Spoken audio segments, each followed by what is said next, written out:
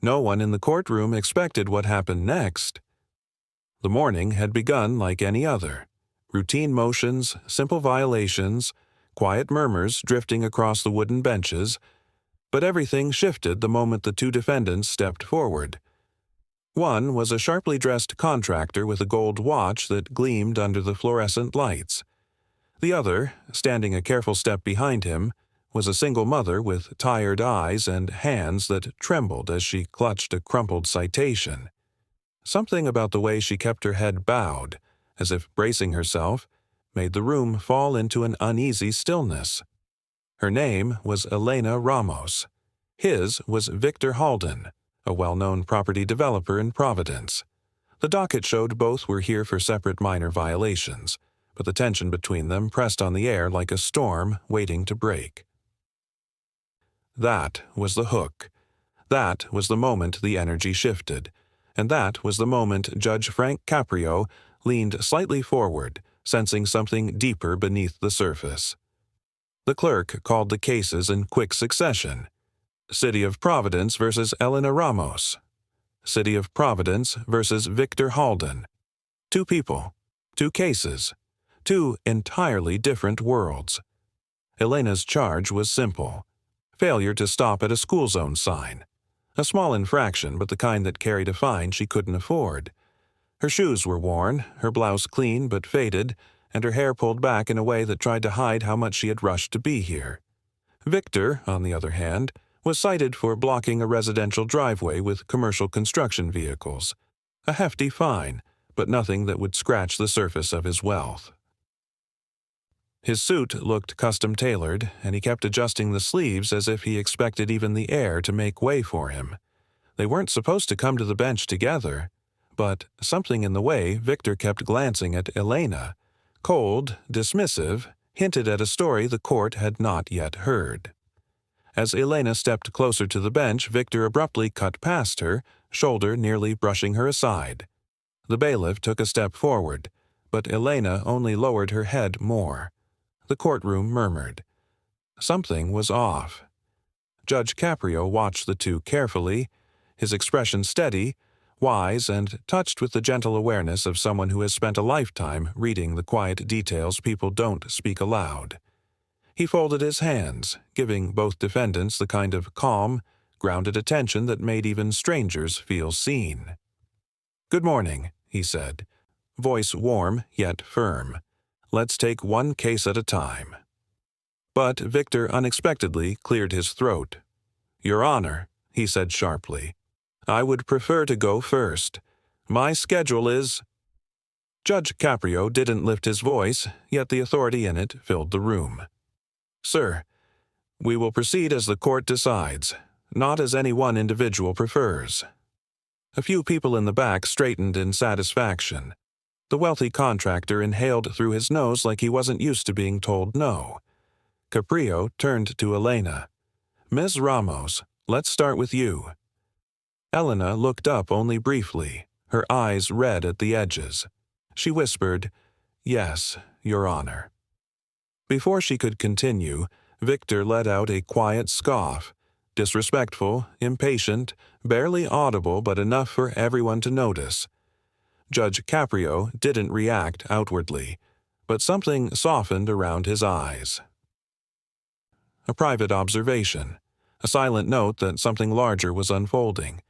He had seen thousands of cases, but something in this room felt heavier than a simple traffic violation. Elena's voice wavered as she explained the charge. I was late picking up my daughter," she said. "She wasn't feeling well at school and I had to leave work early. I must have rolled through the stop sign without realizing." Her fingers twisted together anxiously. "Where do you work?" Caprio asked. "A cleaning service," she said. 3 houses a day, sometimes 4. Her voice was soft, apologetic, as if working hard was something to be ashamed of. Caprio nodded, encouraging her to continue. "I take the bus to most houses, but last month I borrowed a used car from a neighbor. I thought it would help me take more jobs, but now I think it's been more trouble than help." Victor huffed again, muttering something under his breath. This time, Elena flinched. Caprio caught it.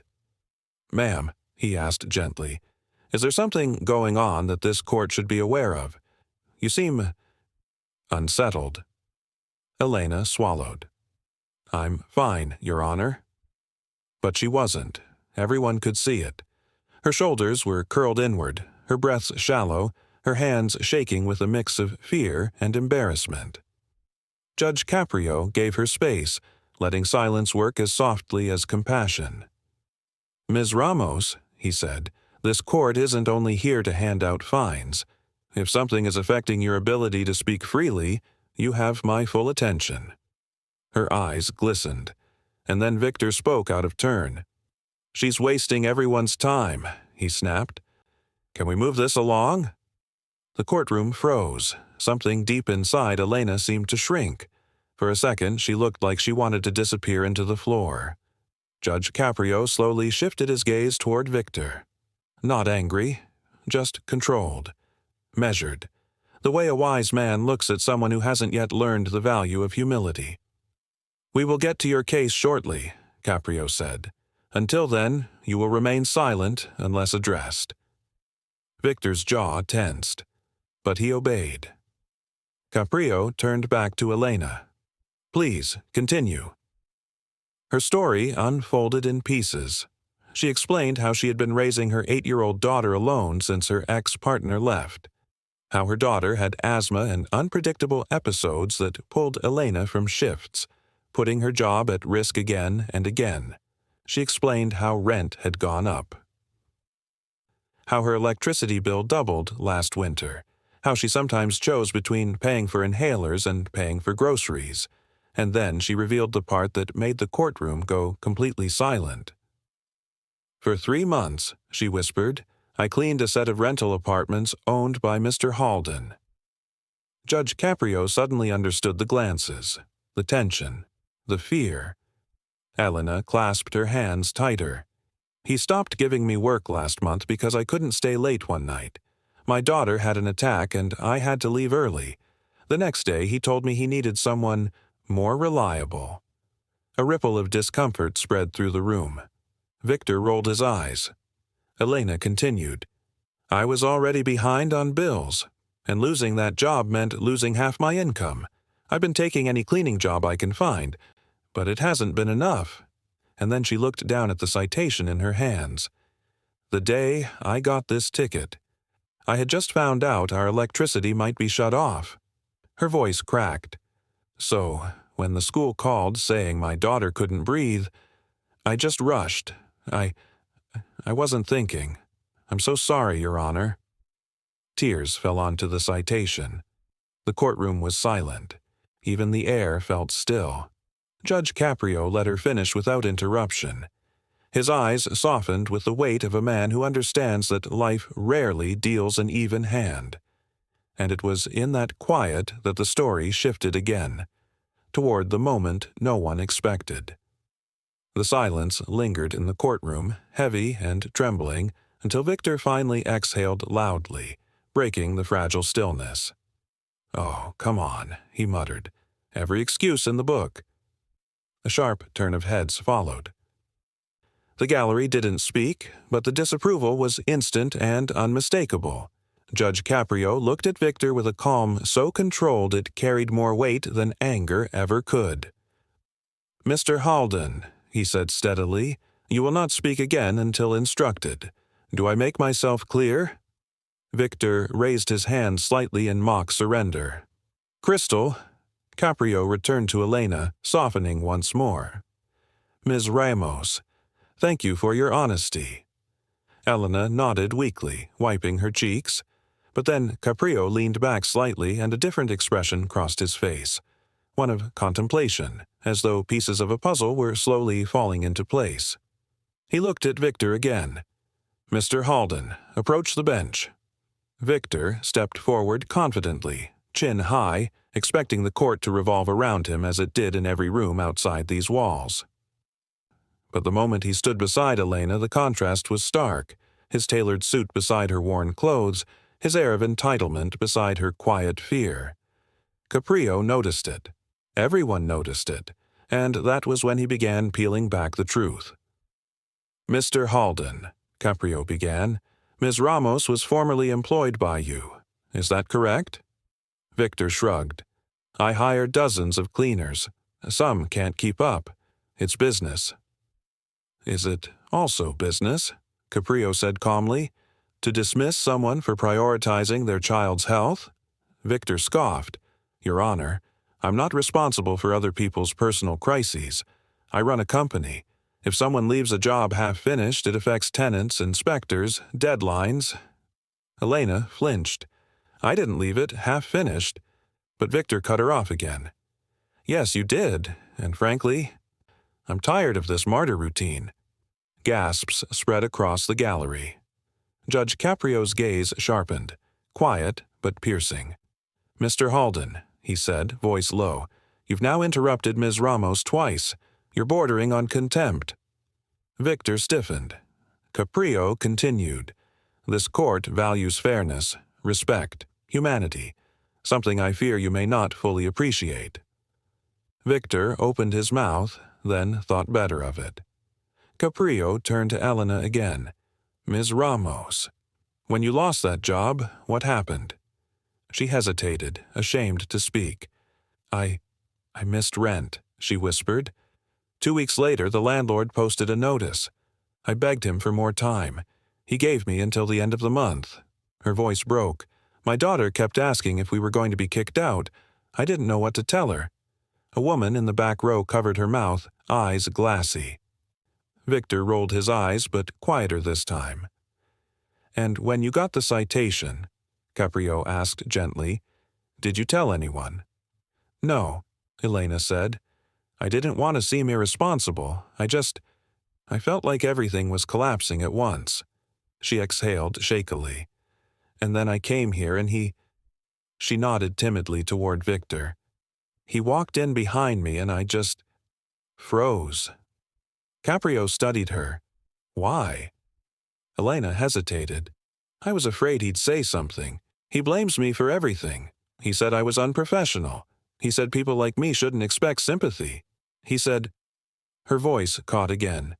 "He said I'd never get anywhere in life with that single mother sob story." The gallery erupted in shocked murmurs. Even the bailiff's eyes widened. Victor immediately lifted his hands. "Your Honor, that's exaggeration." But Caprio raised one finger. And Victor fell silent. Judge Caprio looked at Victor with a long, measured stare. "Mr. Halden," he said softly, "did you say anything resembling what Miss Ramos just described?" Victor chewed his cheek, impatient. "I may have said something about professionalism. She was emotional. People hear things differently. I can't control that." Caprio leaned forward, hands clasped. "What about the comment regarding people like her?" Victor hesitated for the first time. The courtroom watched him. "Look," Victor finally said, "I run a multi-million-dollar business. I don't have time for drama. She came crying to me about her kid and rent and whatever else." A murmur of outrage rose again. Victor continued, oblivious. "And I told her, if she wanted to succeed, she needed to stop playing the victim. And that's just reality. Some people can handle pressure, some can't."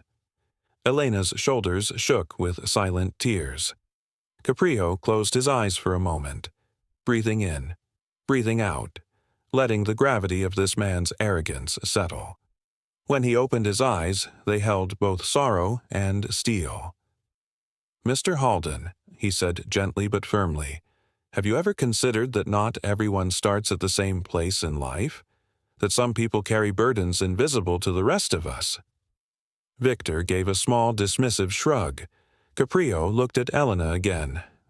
"Ms. Ramos, how old is your daughter?" 8, she whispered. "And how long have you raised her alone?" "Since she was 2. Do you have any support system?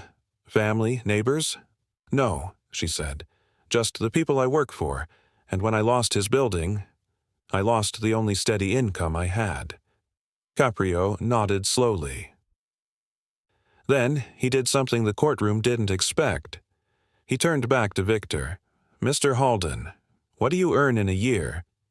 The question hit like a stone dropped into still water. Victor blinked. "Excuse me?" "I'm asking," Caprio repeated calmly, "what your annual income is." Victor shifted uncomfortably. "I don't see how that's relevant." Caprio's tone softened, but not with sympathy, rather with a kind of wise, patient disappointment. "It becomes relevant," he said, "when a man with wealth dismisses the struggles of someone with none." The gallery hummed with quiet agreement. Victor cleared his throat. "Last year, around 3 million?" Elena gasped softly.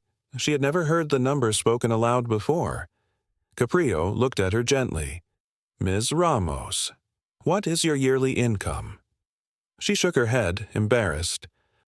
"Not even 22,000. The contrast struck like lightning. Victor crossed his arms defensively. "Again, Your Honor, I don't see why this matters." But Caprio's reply cut through the air like a quiet, sharpened truth. "It matters, because compassion should not be a luxury item, Mr. Halden. And yet, in your world, it seems to be." Victor's jaw tensed. Caprio sat back, eyes drifting to the photographs displayed near the bench.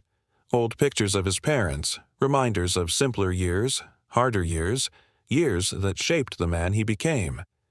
And then his internal reflections unfolded silently across his expression. He had seen struggle, real struggle.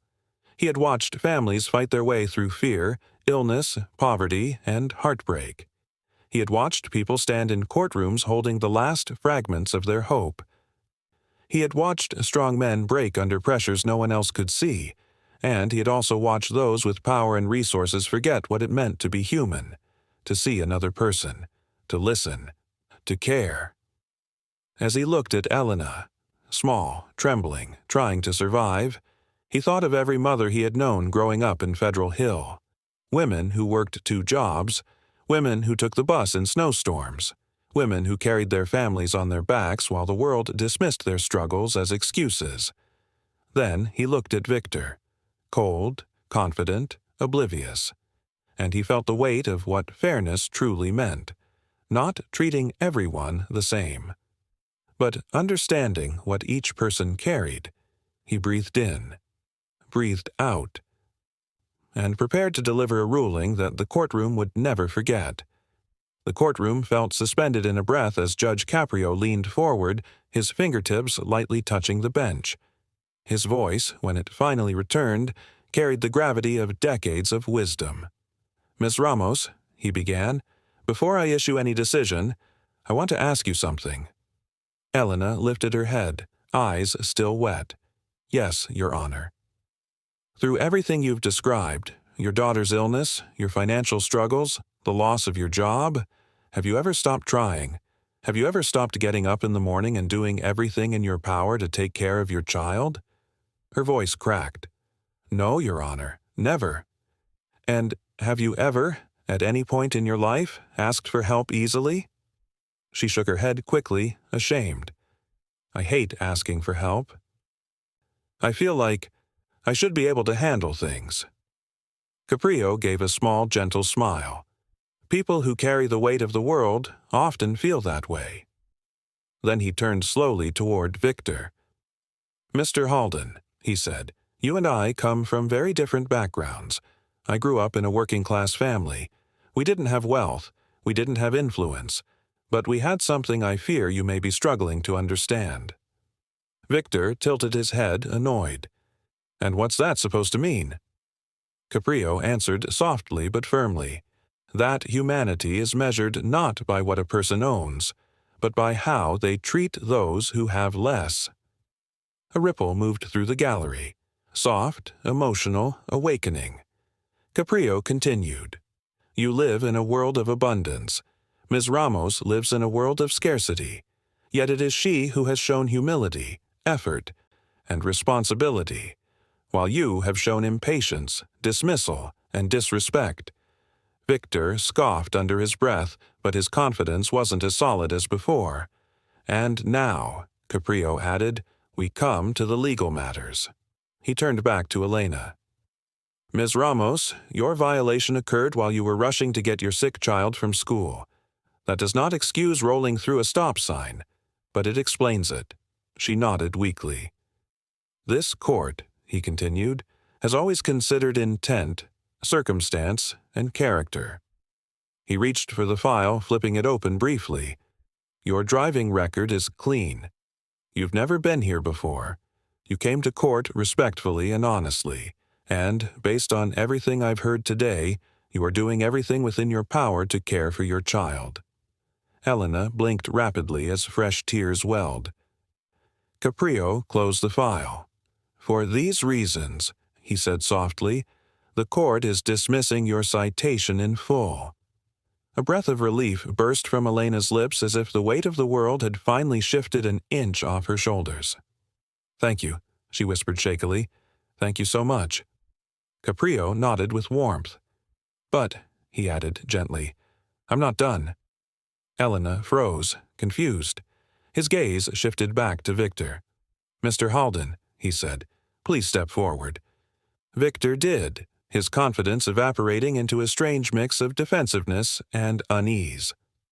"As for your case," Caprio said, "you were charged with blocking a residential driveway with heavy equipment from your construction project. This caused significant inconvenience to residents." Victor shrugged. "It was temporary." "Temporary," Caprio repeated thoughtfully, "but illegal. And disrespectful to the community you profit from." Victor clenched his jaw. Caprio leaned forward. "The fine for your violation is $500. Victor rolled his eyes. "I expected as much."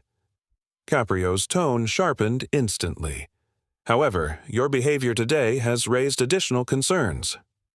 The gallery perked up. Interrupting the court, belittling another defendant, dismissing a mother's hardship. These behaviors show a lack of awareness and empathy. Victor lifted his chin defiantly. "With all due respect, Your Honor, I'm not here for a lecture on compassion." Caprio's reply was soft, dangerously soft. "Perhaps you should be." Victor stiffened. Caprio continued. "For a man of considerable means, a $500 fine is meaningless. It teaches nothing. It changes nothing." Victor frowned. "So what? You want to raise the fine?" Caprio shook his head. "No, I want you to understand." He tapped his fingers lightly on the bench as he crafted the decision. "Instead of increasing the fine, the court will impose a mandatory requirement." Victor blinked. "A requirement?" "Yes," Caprio said. "In addition to paying the original fine, you will donate 1 month of cleaning services, paid out of your own pocket, to Ms. Ramos." The courtroom erupted. Elena's eyes widened in shock. "Your Honor, no, I don't want—" Caprio raised a hand gently. "Ms. Ramos, this is not charity. This is accountability. This is a consequence tailored to the harm done." Victor's face turned red. "You can't force me to hire her back." "I'm not," Caprio replied. "I'm requiring you to pay for a service you dismissed unfairly.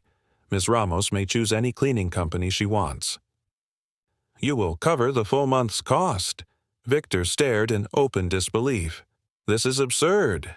Caprio's voice remained calm, unshaken. "No, Mr. Halden. This is justice balanced with humanity, something you've lacked today." Victor tried one last time. "I shouldn't have to pay for someone's personal struggles." Caprio leaned in, eyes steady and unblinking. "You're not paying for her struggles. You're paying for your arrogance." The courtroom fell into stunned silence. Victor swallowed hard. Caprio softened his tone slightly, not in forgiveness but in the kind of instruction a wise mentor gives someone who hasn't learned the essential lessons of life. "Perhaps this will remind you that every person, wealthy or poor, powerful or powerless, deserves dignity. And perhaps it will remind you that success is measured not only in profit, but in character."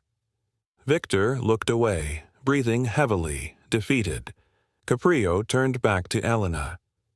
"Ms. Ramos, before you leave, I want you to hear one thing clearly." She nodded, eyes trembling. "You are not a burden. You are not a failure. You are a mother doing everything in your power to raise a child under circumstances far harder than most could bear. And in this courtroom, your effort, your honesty, and your resilience matter." Elena's tears spilled freely. Thank you. I don't know what to say." "You don't need to say anything," Caprio replied softly.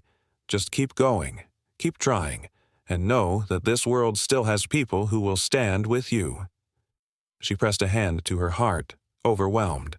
Caprio looked out across the courtroom, his voice deepening into the final reflection. "This case is a reminder," he said, "that every person fights silent battles. Some fight battles of survival. Others fight battles of ego. And the measure of a society is not how it treats those who stand tall, but how it treats those who are struggling to rise." He lifted the gavel. "Case dismissed." The sound echoed. People wiped their eyes. Some nodded with admiration. Others sat stunned by the unexpected justice they had just witnessed. Elena stepped back, shoulders lighter than they had been in months.